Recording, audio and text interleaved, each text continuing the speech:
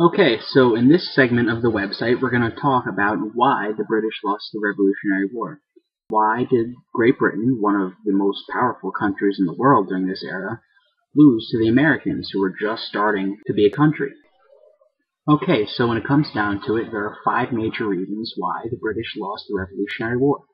First of all, the Americans had a home field advantage. Second, the British were very far from their homeland.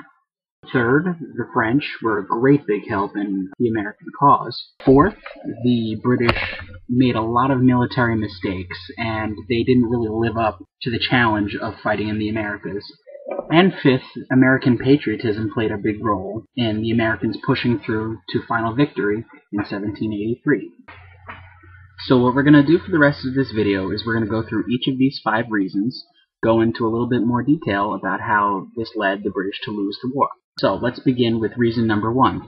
The Americans had the home field advantage. Now a lot of times you hear, especially in sports, about teams that are playing at home having a home field advantage. This simply means that teams play better when they're at home. They know the terrain, they know what's going to happen, they know the environment they're going to play in. A very similar situation for the Revolutionary War. The war was fought primarily on the 13 colonies. So the Americans were fighting on their homeland. They knew the ins and outs of the landscape, and they used this experience to fight to their advantage. They hid in forests, they used guerrilla tactics, very untraditional kind of warfare. The British, on the other hand, were fighting 3,000 miles away from home. Many of the soldiers and the officers had never ever stepped foot on the colonies before, so they really didn't know what to expect. Even more so, they had rarely ever fought in a forested environment before, so they were really surprised when the Americans started to use these kind of tactics against them, hiding in the forest and those sorts of things.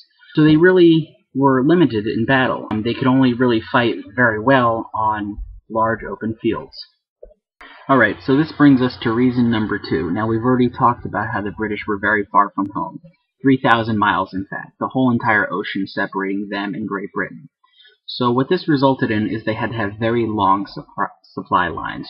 And what I mean by this is that any time they needed more men, more guns, or more food to feed their army, they had to wait for it to be shipped from Britain, or they had to get it from the area around them, which wasn't very easy because they weren't liked. So basically, it was left up to getting it shipped from Britain. And this kind of really put a negative impact on their fighting in the Americas, because they were always forced to hold a port in order to receive supplies. They'd be cut off if they didn't.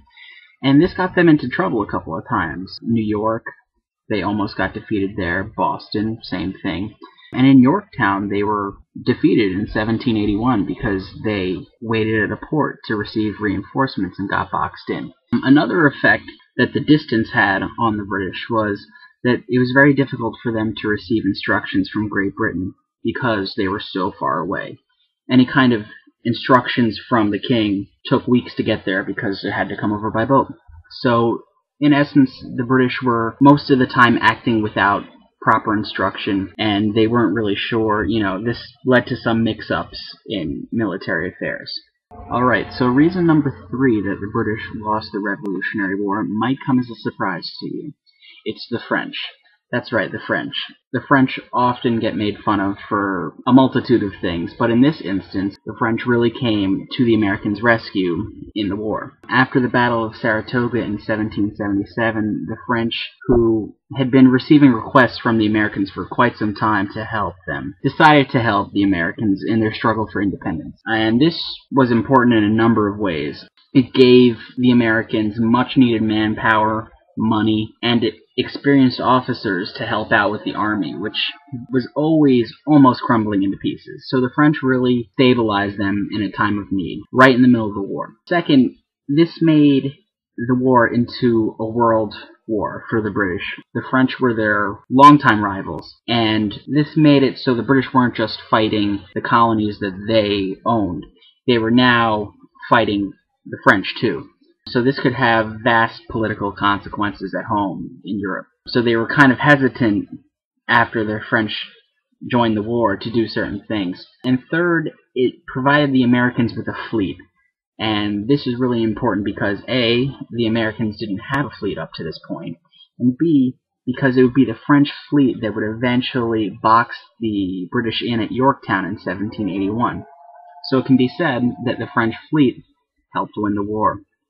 Alright, so the fourth big reason that the British lost the Revolutionary War is their military blunders and inadequacies. Like I said before, the British were considered at this time to be the most powerful military in the world. This doesn't mean that they couldn't make mistakes. And one of those big mistakes was they refused to adapt their style of warfare for what they needed to win on the American colonies.